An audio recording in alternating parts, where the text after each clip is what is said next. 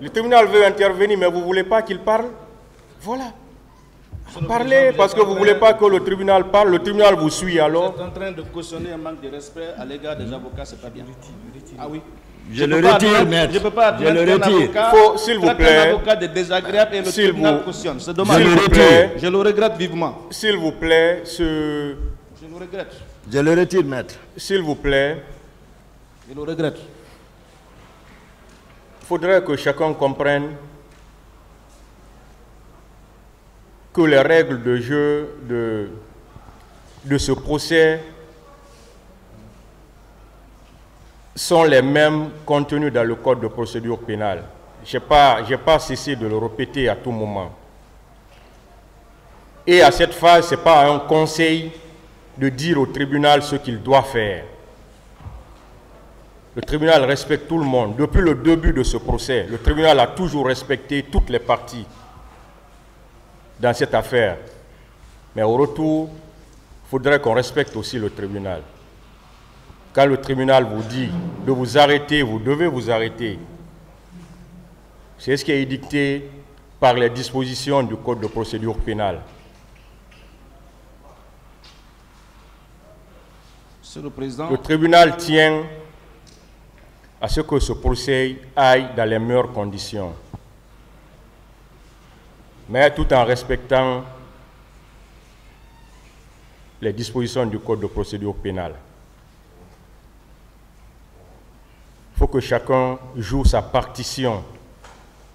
Et surtout, le tribunal estime qu'on est ici entre professionnels. Rien ne se dira ici qui n'est pas contenu dans les différents textes qui nous gèrent. Donc c'est pourquoi il faudrait que chacun se calme. Ce n'est qu'un procès. Il faut qu'on se calme, qu'on s'écoute. Parce que nous ne sommes pas quand même dans un bistrot où chacun peut faire ce qu'il veut. Il y a des règles de jeu et il faut qu'on les respecte. Si ce tribunal respecte tout le monde, au retour, ce tribunal aussi a besoin du respect. C'est un accusé qui est là. Il n'est pas encore condamné. Rien ne dit qu'il est encore coupable. On doit le respecter. C'est comme l'accusé aussi doit respecter toutes les autres parties à ce procès. C'est réciproque.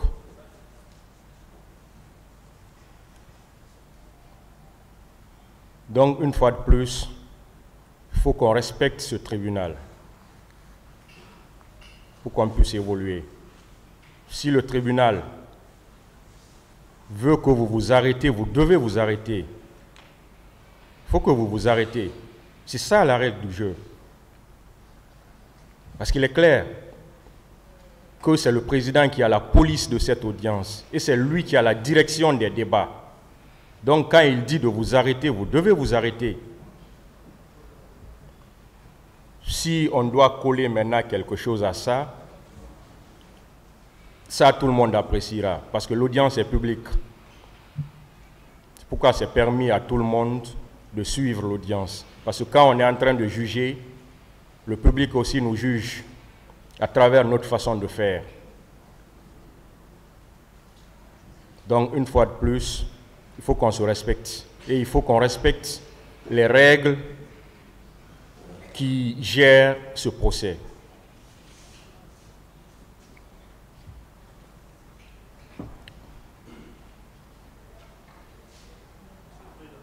Monsieur Maître, vous avez la parole pour continuer les questions. Monsieur le Président, je suis respectueux du tribunal. Vous avez la parole, vous n'avez pas à discuter ce que le tribunal a dit. Je ne discute pas, Monsieur le Président. Vous avez la parole pour poser des questions. Si vous ne voulez pas que nous aiguissions dans cette salle, vous pouvez le dire, Monsieur le Président. Mais je comprends honnêtement un manque de respect à l'égard des avocats de la défense. Ça, je ne peux pas tolérer. Je ne peux pas admettre cela, Monsieur le Président. Monsieur le Président. Ça, ce n'est pas du tout normal. Je ne l'admets pas du tout. Pas du tout. Bien, nous avons la parole. Nous avons la parole. Là déjà. Le ministère public a déjà la parole. Le président. Le ministère public a déjà la parole. On ne discute pas. Hein. Vous savez, moi, je ne discute pas avec vous. Bien.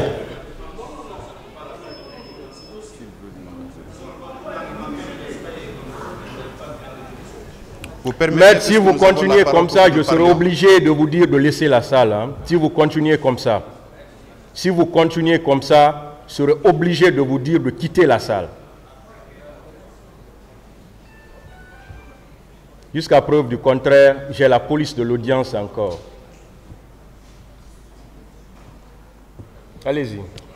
Bien, Monsieur le Président, le ministère public voudrait dire il faut qu'on fasse très attention. Il faut qu'on soigne nos langages.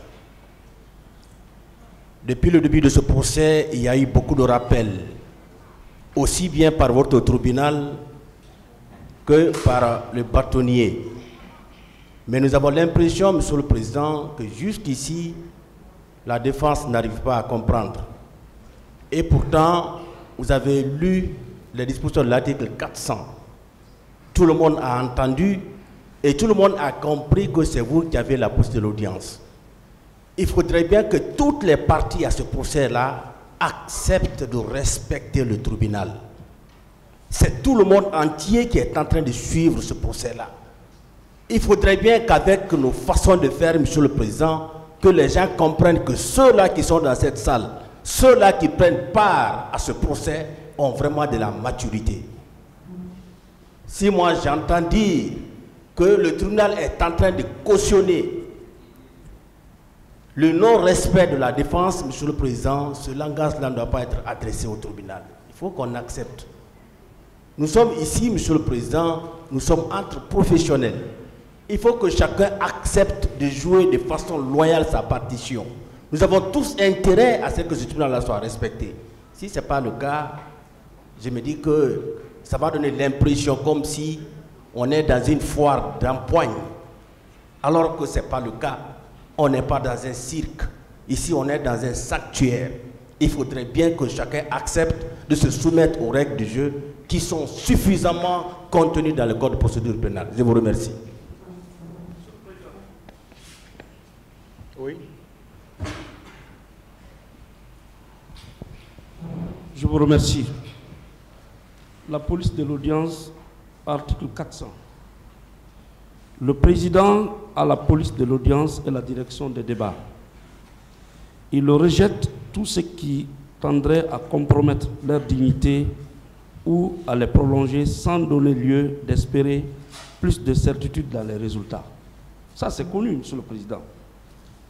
Ce n'est pas notre premier procès, nous qui sommes là. Il n'y a pas de pouvoir non plus sans limite. Les droits de la défense, à mon avis, sont sacrés. Mais j'avoue, sincèrement, et ça n'engage que moi, nous avons des difficultés. Moi, personnellement, j'ai des difficultés. Je crois que M. Pépé aussi l'a remarqué ce matin. Nous avons décidé de nous conformer en avocat respectueux de la déontologie. Mais Monsieur le Président, ce sont nos clients qui sont en prison. Le soir, chacun de nous va rentrer. Nous allons laisser nos clients là entre les mains de la justice.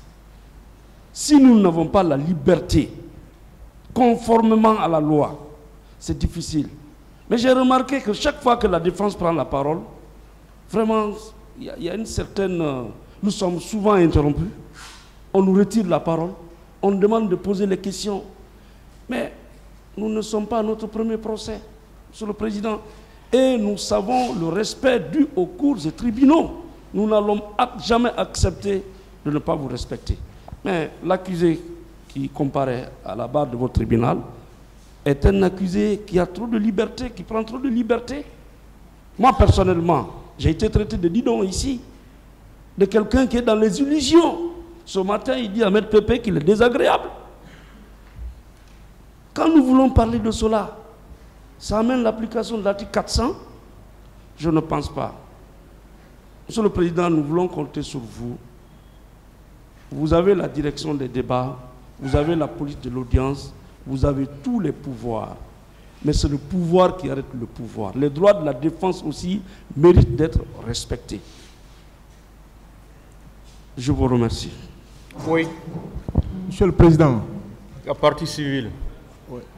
Je voulais ajouter un seul mot. Attendez. Un seul mot, c'est à l'endroit du ministère public.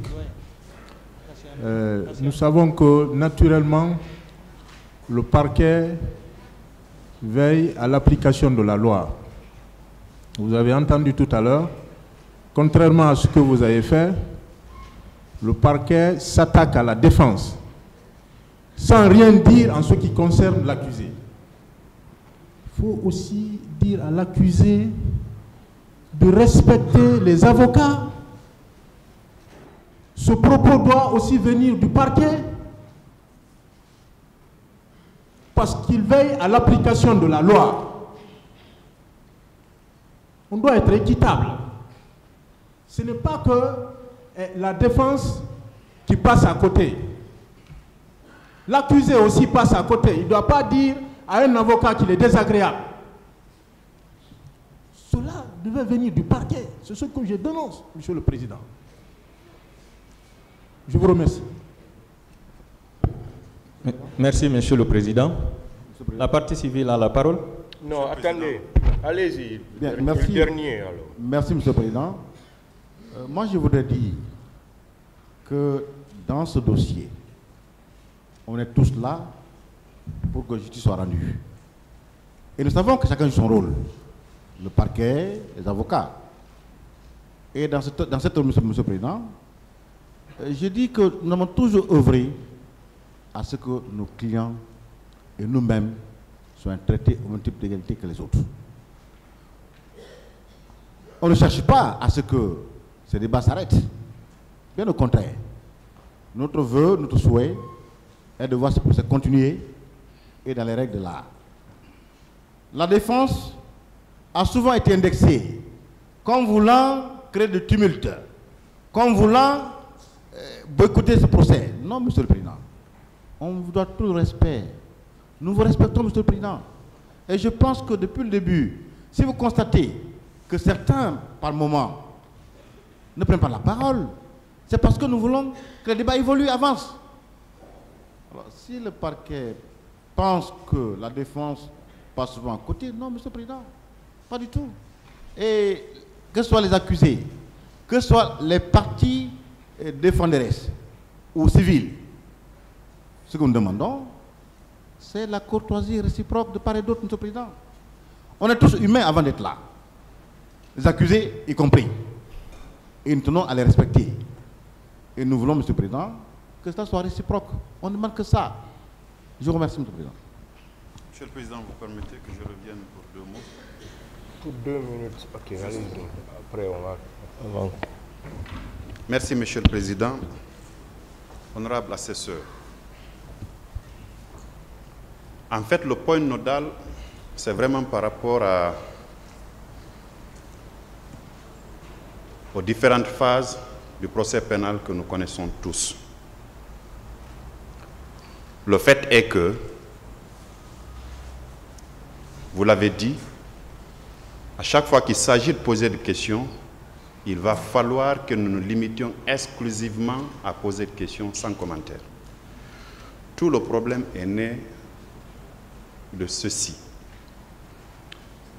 Il faudrait que nous sachions tous raison garder.